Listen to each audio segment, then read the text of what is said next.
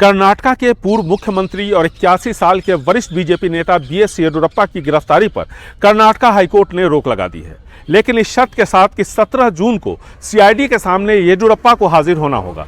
BS Yediyurappa को Karnataka high court ने नाबालिग लड़की के साथ छेड़छाड़ मामले में उनकी गिरफ्तारी पर अगली सुनवाई तक रोक लगा दी है। अगली सुनवाई 2 हफ्ते बाद होगी।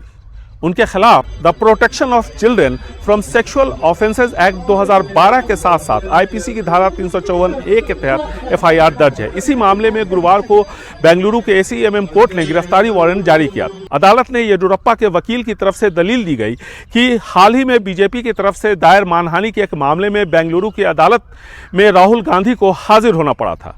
इसके बाद येडियुरप्पा के खिलाफ कार्रवाई तेज की गई और उनके मुवक्किल के खिलाफ गिरफ्तारी का वारंट जारी हुआ। बचाव पक्ष की तरफ से दलील दी गई कि जब भी येडियुरप्पा को पूछताछ के लिए बुलाया गया वो हाजिर हुए। इस बार बेंगलुरु से बाहर होने की वजह से 12 जून को येडियुरप्पा हाजिर नहीं हो पाए, लेकिन उन्होंने 17 जून तक की मोहलत मांगी है।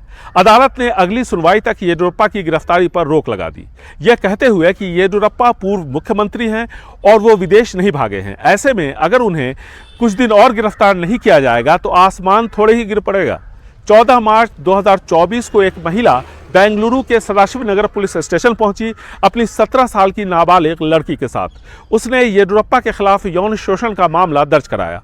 तकरीबन 57 साल की इस महिला ने आरोप लगाए कि 2015 के एक मामले को ख़त्म करने में मदद मांगने और नाबालिग लड़की के साथ येडियुरप्पा से मिलने इसी साल 2 फरवरी को येडियुरप्पा के घर गई थी।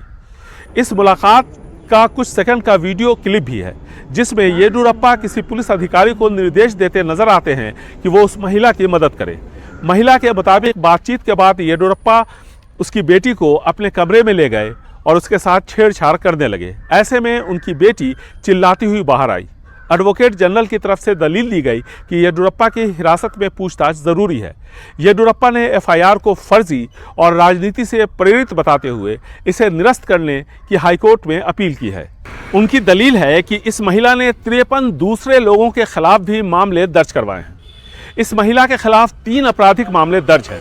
इस महिला ने अपने पति के खिलाफ डोमेस्टिक वायलेंस का मामला दर्ज करवाया था। इस महिला ने अपने मालिक मकान के खिलाफ भी मामले दर्ज करवाए थे। इस पर हाईकोर्ट ने सीआईडी से आपत्ति दाखिल करने को कहा और अब येडियुरप्पा की जमानत और एफआईआर निरस्त करने पर सुनवाई एक साथ होगी 2 हफ्ते बाद। बचाव पक्ष यानी येडियुरप्पा की तरफ से दलील दी गई कि इस महिला ने अपने पति, बेटे, मकान मालिक और कुल मिलाकर 53 जाने माने लोगों के खिलाफ मामले दर्ज करवाए हैं, जिसमें पुलिस अधिकारी के साथ साथ न्यायपालिका से जुड़े अधिकारी भी और दूसरे लोग शामिल हैं। पिछले महीने की 26 तारीख को यानी मई 26 को शिकायत करने वाली महिला की मौत कैंसर की वजह से हो गई, तो उसके बेटे ने पीड़ित लड़की के भाई ने कर्नाटका हाईकोर्ट से अपील की कि इस मामले में तेज़ी से कार्रवाई हो और येडियुरप्पा को गिरफ्तार किया जाए। सीआईडी ने येडियुरप्पा को सम्मन भेज 12 जून को पूछताछ के लिए बुलाया, लेकिन येडियुरप्पा ने जवाब दिया कि वो बेंगलुरु से बाहर हैं और 17 जून को हाजिर होने की इजाज़त मांगी। इसी बीच पब्लिक प्रोसिक्यूटर ने एसीएमएम कोर्ट से येडियुरप्पा के खिलाफ गिरफ्तारी के वारंट की मांग की ताकि उनसे पूछताछ की जा सके। अदालत ने येडियुरप्पा के खिलाफ NBW यानी नॉन बेलेबल वारंट जारी कर दिया, जिस पर हाई कोर्ट ने अगली सुनवाई तक फिलहाल रोक लगा दी है। बेंगलुरु से कैमरामैन कुमार के साथ निहाल किदवई, NDTV इंडिया।